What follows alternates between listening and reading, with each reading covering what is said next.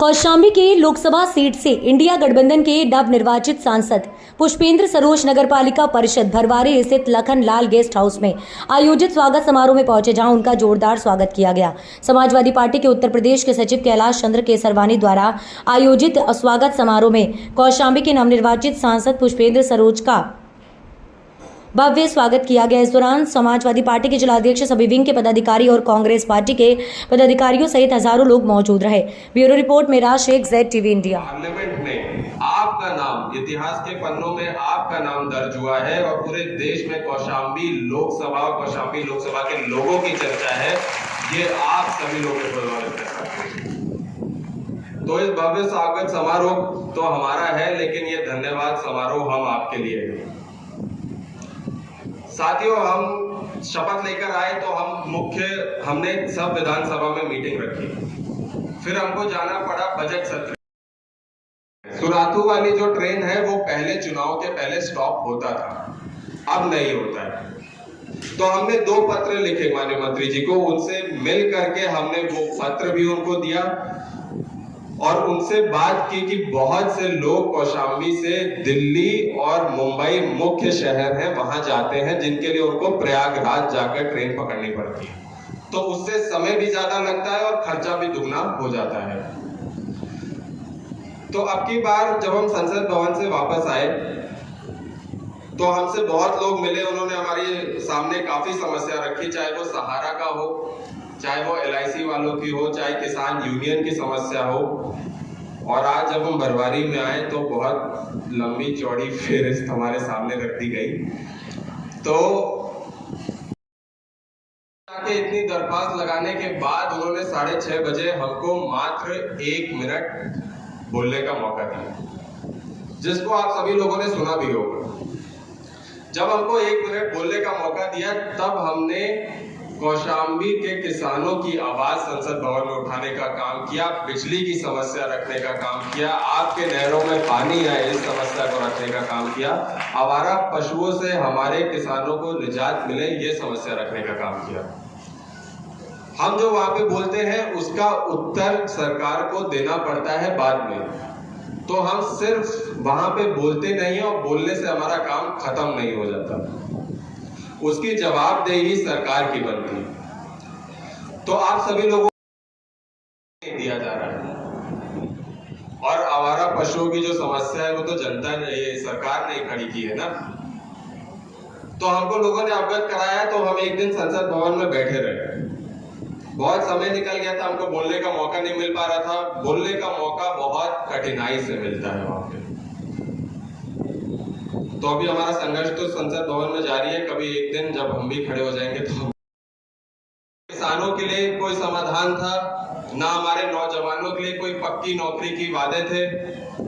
उल्टा किसानों ने जो MSP की मांग की थी और अपने कृषि के जो तंत्र हैं उसके लिए GST की मांग की थी, तो उसको भी सरकार ने नहीं हटाने का काम किया और MSP को लागू करने का काम नहीं किया। तो हमने बहुत सदन में हल्ला किया, आवाज भी उठाई। हमको आए दिन लोगों ने फोन किया कि जब से समाजवादी पार्टी के सांसद जीत कर गए हैं और इतने भारी संख्या में पूरे प्रदेश में समाजवादी पार्टी और कांग्रेस पार्टी के सांसदों को जिताया गया, तो सरकार अब बदले के रूप में हमारी जनता की आज के दिन जब हम संसद भवन में जाते हैं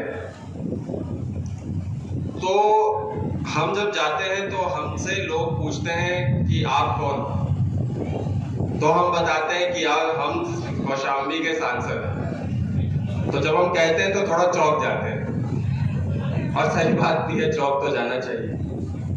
अच्छा, उससे ये होता है कि फिर वो चर्चा करने लग जाते हैं कि ये कौन है भाई, कहां से है। इतने कम 48 डिग्री भी हो गया था। हमारी माता जी भी यहाँ पे मौजूद है, वो बराबर हमारे साथ चली। इतनी गर्मी में भी जिस जोश से, और हमको नामांकन की वो सभा याद है जब हम नामांकन कराने गए थे और हमको 4 घंटे से ज्यादा अंदर लग गए थे। और जिंदगी भर हम वो चीज नहीं भूल पाएंगे कि जब हम बाहर निकले तो उतनी ही भीड़, उतनी भीषण गर्मी में हमारा इंतजार कर रही, तो हमारे साथ पैदल उस रैली में वापस गई थी। साथियों, ये हमको जिंदगी भर याद रहेगा। तो हमको याद है, हम यही मार्केट घूमे थे, बहुत घंटे लग गए थे। तब हम सांसद प्रत्याशी के रूप में आप सभी लोगों के बीच में आए, और आज जब पुनः हम सभी लोगों के बीच आ रहे हैं तो आपकी देन है, आपके आशीर्वाद से पुनः सांसद बनकर के आ रहे हैं। ये सौभाग्य हमारा है। जैसा कि हमारे साथी बोल रहे थे कि उस भीषण गर्मी में, जिसमें मुख्य चुनाव आयोग ने भी माना कि इतनी गर्मी में चुनाव नहीं होना चाहिए, और अपनी गलती मानते हुए कहा कि अगली बार जब चुनाव कराएंगे तो पहले करवा देंगे। तब आप सभी लोग हमारे साथ चले। बहुत से साथी आज जो है नवनिर्वाचित सांसद माननीय पुष्पेंद्र सरोज जी का स्वागत विचार करता कि सांसद जी का स्वागत भी हो, जनता के प्रति, कार्यकर्ताओं के प्रति उनको धन्यवाद भी दें, उनके प्रति यही कार्य। जनता ने कुछ डिमांड भी की है सांसद जी से, क्या डिमांड रही है और उसकी पूर्ति कैसे हो पाएगी जनता की? सांसद जी आप जान रहे हैं कि लोकसभा के सांसद हैं, उनको लोकसभा मतलब केंद्र सरकार की समस्या जो रेलवे की है, ट्रेनों के ठहराव की समस्या का ज्ञापन दिया गया है, और फिर मेरी उनसे व्यक्तिगत बात भी हुई है, उसको रेल मंत्री से मिलकर देंगे। और पूरा उनका प्रयास होगा कि रेल का स्टॉपेज हमारी बढ़े, इससे आम यात्रियों को सुविधाएं मिल सकें। घरवारी की एक सबसे बड़ी समस्या जाम की और रेलवे इस पर घरवारी जाम के लिए भी समस्या से सांसद जी को अवगत कराया, मैंने उनको ज्ञापन भी दिया। यही मैंने भी कहा, जनता भी चाह रही है कि जाम से छुटकारा मिले, चाहे अंडरपास बने चाहे और उम्मीद है कि बहुत जल्द ही घरवारी की जाम समस्या से सांसद जी हम लोग को छुटकारा दिलाने का हमारा स्वागत समारोह का कार्यक्रम था, लेकिन हम कहेंगे हम अपने जनता के लिए धन्यवाद समारोह रखा गया था समाजवादी पार्टी द्वारा। जिस तरीके से हमारी जनता ने आपको भरपूर आशीर्वाद दिया और चुनाव ऐतिहासिक मतों से जिताने का काम किया और इतिहास रचने का काम किया, तो ये उनका धन्यवाद समारोह था। और अपनी जनता के बीच हमेशा बने रहना, उनकी समस्याओं का समाधान करना, उनकी बातें सुनना, और जो भी हमारे अंतर्गत निधि है हमारी जनता के मूलभूत विकास के लिए लगाना, ये हमारा काम है। यहाँ से 3 विधायक दिए गए थे, 2 विधायक गायब हैं और जनता अपने आप को ठगा महसूस कर रही है।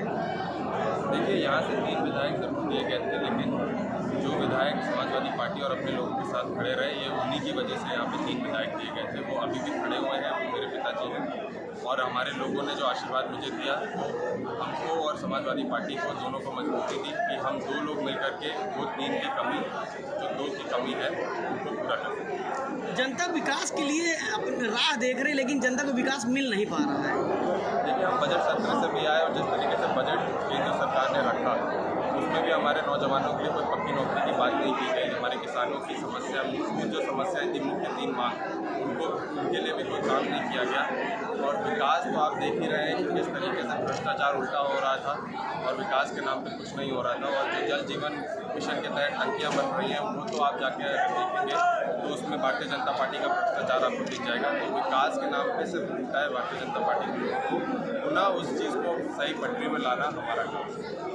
धन्यवाद।